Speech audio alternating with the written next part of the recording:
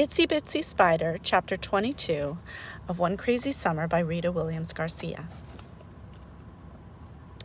Vanetta couldn't stop practicing her poem. Well, it wasn't hers. She got it from a book of Negro poets at the center. If she couldn't sing her song, she would recite a poem all by herself. It wasn't enough for Vanetta to say her poem, which was actually Gwendolyn Brooks' poem titled "We Real Cool." Vanetta tried to be her poem. Since there was no applause from Fern and me for the first time around, she started up again, as zombie-like as she could, to imitate the toughs standing around outside the pool hall. If Big Ma heard Vanetta and saw her standing like a shiftless bum on the corner, we'd be on the next plane back to New York City. Vanetta was into a groove and couldn't be stopped. She started up yet again, sang every line of "We Real Cool" as loud as she could, in case Cecile hadn't heard her. I would have done both Vanetta and Cecile a favor by giving her a swift kick, but I didn't care if Cecile yelled at her. I didn't care if Vanetta disturbed Cecile's peace of mind, so I let Vanetta recite "We Real Cool" on and on. Vanetta was a perfectionist, but only about certain things. Things that would get her noticed or earn her applause. Big Ma said Vanetta wouldn't be such a show-off if Cecile had picked Vanetta up more when she was a baby hollering in her crib. I didn't need a flash of memory to recall Vanetta's crying. She cried loudly and a lot. Our door was open and Cecile was in the living room lying on her beat-up sofa. Cecile could hear Vanetta perfectly well. Vanetta had said this poem 7 times so far. I was certain her aim was to say it 10 times each night, but Cecile didn't let her get that far. It took only 6 angry footsteps for Cecile to make it back to our room. "Cut that crap out. That's not even a poem. I could have knocked that out in my sleep. You'd think Gwen Brooks was some sort of genius." Then she stomped away, this time into the kitchen. I heard her hand smack the swinging door hard. Back in the 4th grade, my teacher would have us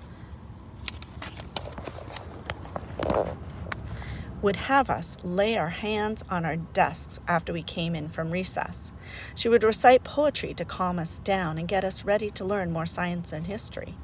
Robert Frost, Emily Dickinson, County Cullen, and William Blake, all fine poets whom we should know, she'd said.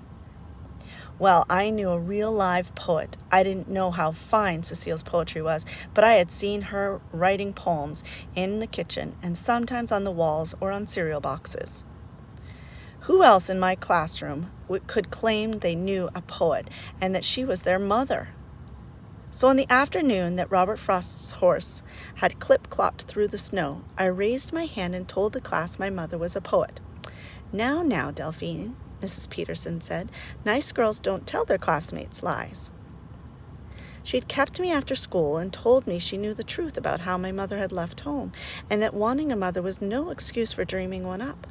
I couldn't leave the classroom until I'd written, I will not tell lies in class," 25 times on the blackboard.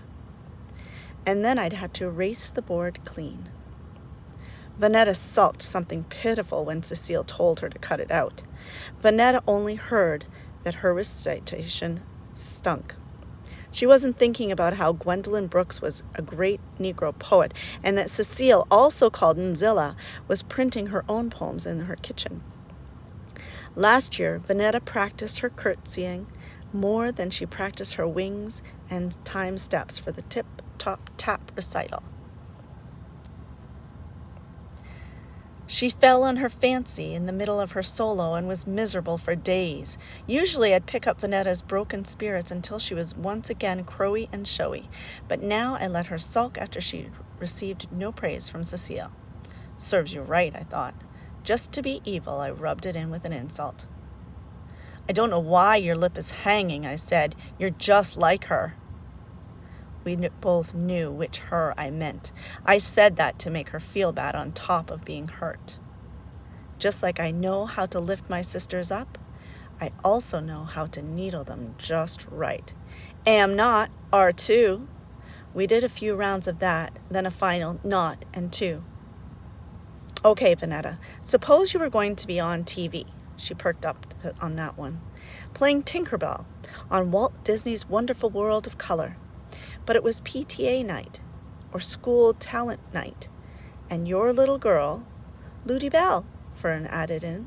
Ludi Bell, I picked up, glad to have Fern's support, had a part in the Itsy Bitsy Spider. In her Itsy Bitsy Spider costume, and she'd been practicing her Itsy Bitsy Spider song and dance for days. Weeks. A whole 2 months, the Itsy Bitsy Spider. When up the water spout, I knew I could count on Fern to climb high with her tiny, sweet voice. Vanetta sat there defiant, unmoved, proving my point. It was like looking dead at Cecile. A shiny white Cadillac comes to carry you off to be Tinkerbell on TV, but your precious little girl, Ludi Bell is standing at the door in her costume, waiting for you to take her to school talent night. What would you do? That's easy, Vanetta said. I'd get in the shiny white Cadillac with my matching vanity bag and luggage. And what about your little girl in her costume? I asked. Yeah, what about Ludi Bell in her costume wanting to dance with her mama? Each and every one of us knew the feeling of having no mother clapping for us in the audience.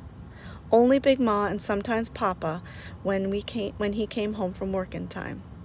Crowy and showy Vanetta said, first of all, I wouldn't dare name her anything as silly as Ludi Bell, and my little girl would be happy I was a Disneyland movie star.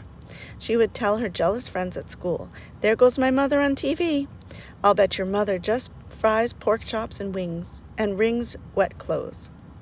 My mother's on TV flying around in blue fairy dust, waving a magical wand in a cute sparkly outfit.